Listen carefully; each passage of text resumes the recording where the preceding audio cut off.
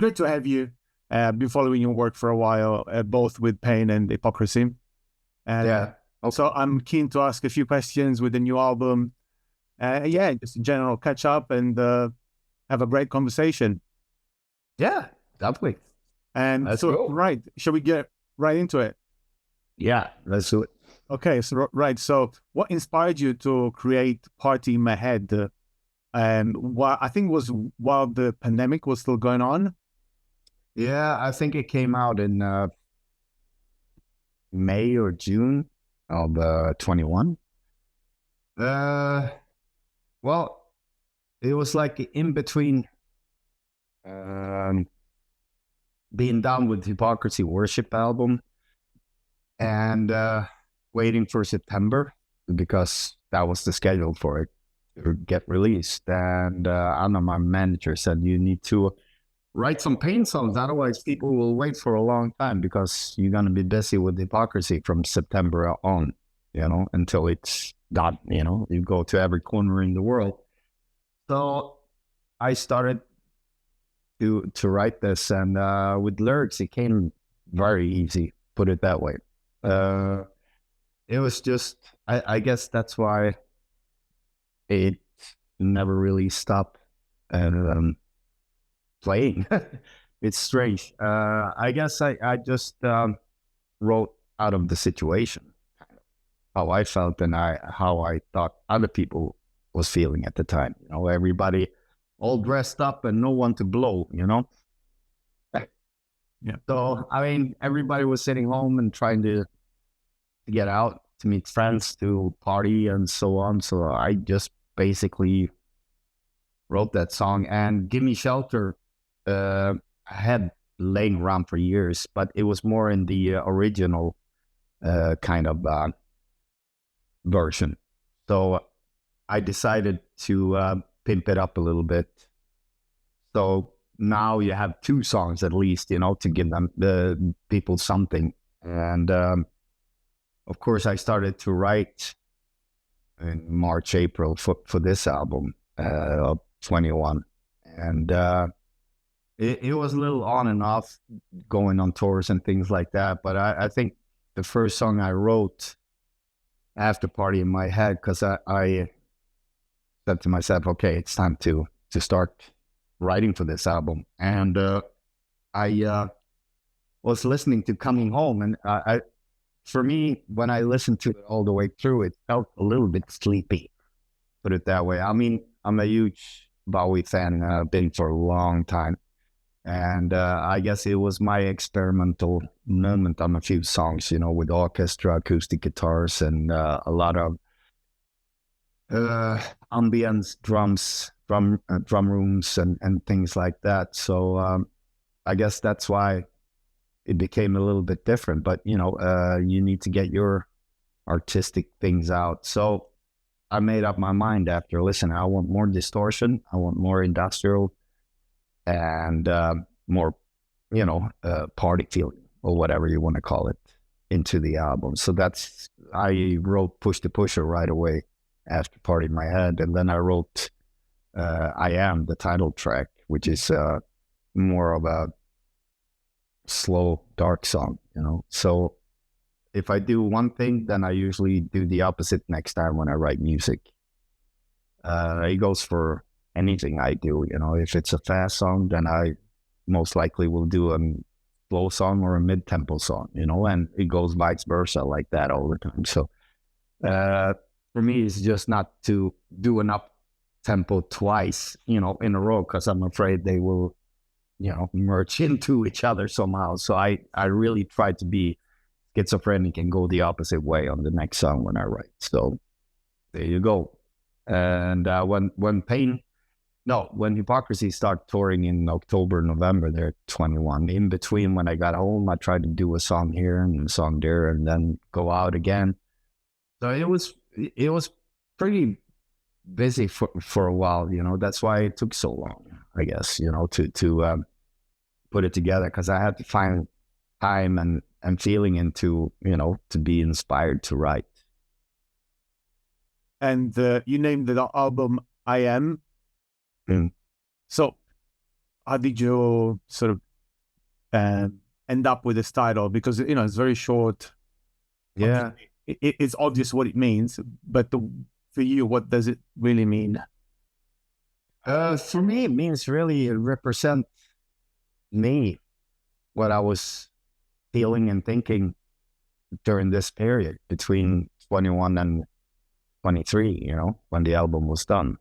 So I think every album that I do with Pain definitely is very different from each other. If you listen to all 9 albums, they are a little bit different, all of them. The only thing that's the same is my vocals, but I try to develop my vocals as well.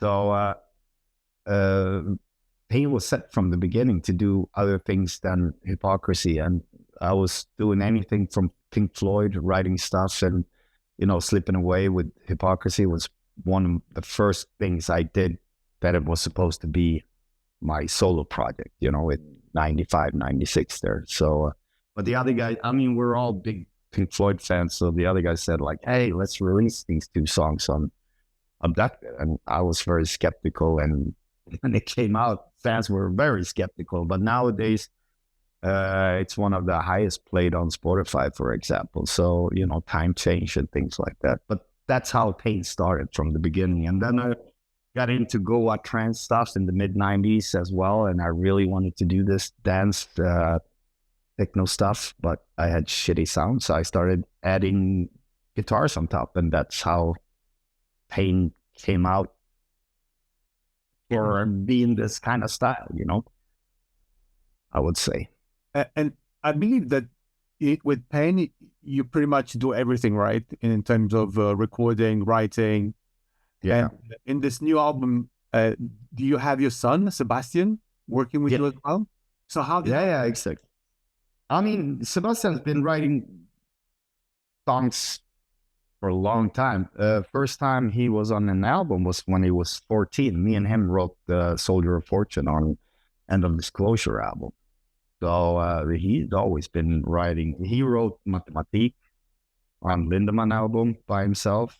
The remix he didn't have anything to do with, but the album version is what he delivered to me until. So of course on Worship he did Dead World, and now he did Revolution and Don't Wake the Dead.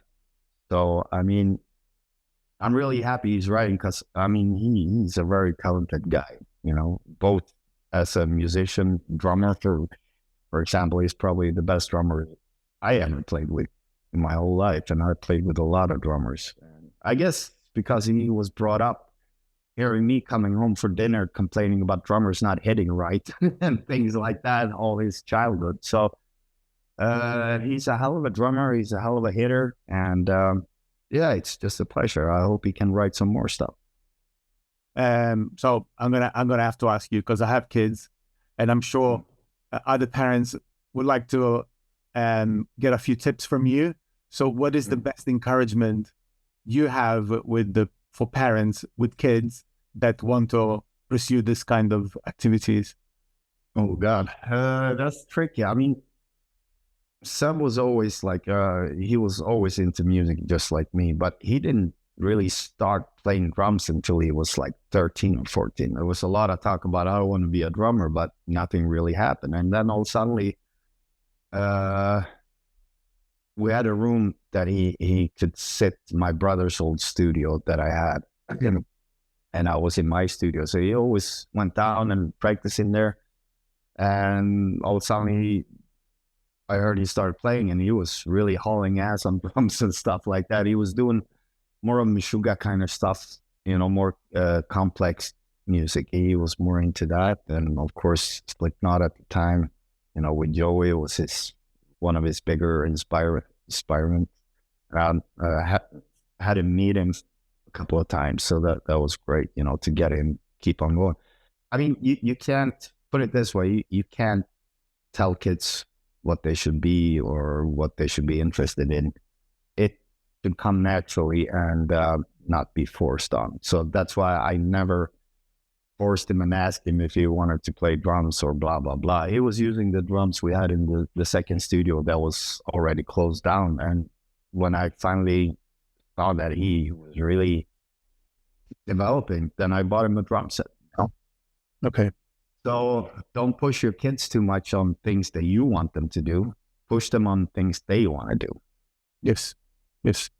That is a great advice. Yeah, I have kids myself. I mean, they're still little, but obviously, it's good that, as they get older, we share the same passions. Yeah, it's great. We have the same music styles and stuff. Of course, he's got the newer generation stuff as well on top of that, and he plays me some stuff here and there, and some stuff I can get into, some stuff I'm just going, oh, that's different. But he also, likes all kinds of stuff, hip hop, rap, and stuff like that. I guess that's where he gets his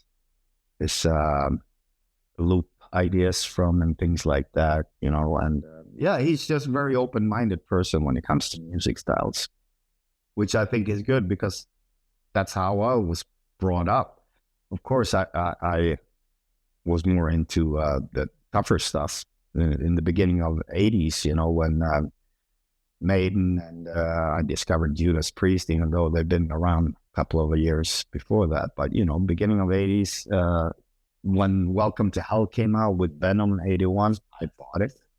So things like that, you just kept on going with whatever got more and more heavy or brutal and stuff, Celtic Frost, Hellhammer, all that shit Possessed. So you develop your music listening, but from the beginning I was brought up on this 50s 60s stuff, American Graffiti stuff. My mom and dad was cruisers, in the 60s and 70s, with big fat American cars and stuff like that. So I have that in me. And plus my dad was always building stuff in the 70s. He built synthesizers and stuff in the 70s. I was fed with all that kind of music, like Jean-Michel Jarre and shit in the 70s. So it's, all these things that you get in your head from childhood and up, through your ears. I mean, I believe influences you. And in both your main project, in Hypocrisy and Pain, there is a recurring theme of science fiction. Yeah, with Pain, it was not really supposed to be like that, but since we did Shut Your Mouth, and this guy, our director, Mike, he had an idea about, getting this mask and things like that. So I guess it just willingly happened on Pain as well. So we try to put him in there once in a while nowadays. It was hard to redo the mask, but I have to tip my hat to Anna, my manager, that found someone that could redo it by watching photos and stuff and really make it work, kind of. That was a challenge. So the first time we put it in was actually on Party in My Head. My brother is actually in that one, and they did like a 3D print of his face so they could fit it good and stuff like that. So yeah, it's just a funny thing, with the milk carton and that dude. And Anna likes to do these Easter eggs in videos and stuff for fans, and we have a very close what do you call it? Close relationship with the fans, Mm-hmm. So they always know when a video comes out, there will be some Easter eggs in there, and then we do competitions on that and give away stuff. So, yeah. And I mean, I've noticed that the album does it feels different from your previous records, especially with the cover, and it feels more organic. And were you collaborating with the artist during the process? No, I mean, it's Haile, man. He did all my stuff from You Only Live Twice up till today, and I even brought him into the Lindemann when we did Lindemann stuff, So he did the first album with all these crazy photo shoots that we had, and also he was involved in the second one as well. So now I wanted him to do something more for me because yeah, I brought him in, I keep him. Put it that way. And he really, I enjoy working with him, and I like the way he put the cover together with, you know, you see the pain head in the background, a bunch of me there kind of thing, you know, since it's, yeah. So I really like how he does with his stuff. It's not just, oh, I have a Photoshop and I'm trying to do this and that. He does it more in an artistic way. And I really like the way he does it. His books that he printed is amazing with all his arts that he did. It's sometimes you don't know if it's a painting or if it's, you know, digital stuff. So I really like the way he does, and he turns things into really dark stuff, you know, which with a twist. Do you think, this is just a general question, because like, especially again on your latest album, it feels more positive, like maybe it's just my impression by all means. No, it's a party album. That's what I wanted to do, you know. Do you think metal in general is a positive sort of subculture, or is it too not just controversial but hostile, or maybe it maybe needs to be that way? I don't know. And no. I mean, in the past, heavy metal or whatever you call it used to be dangerous, you know, but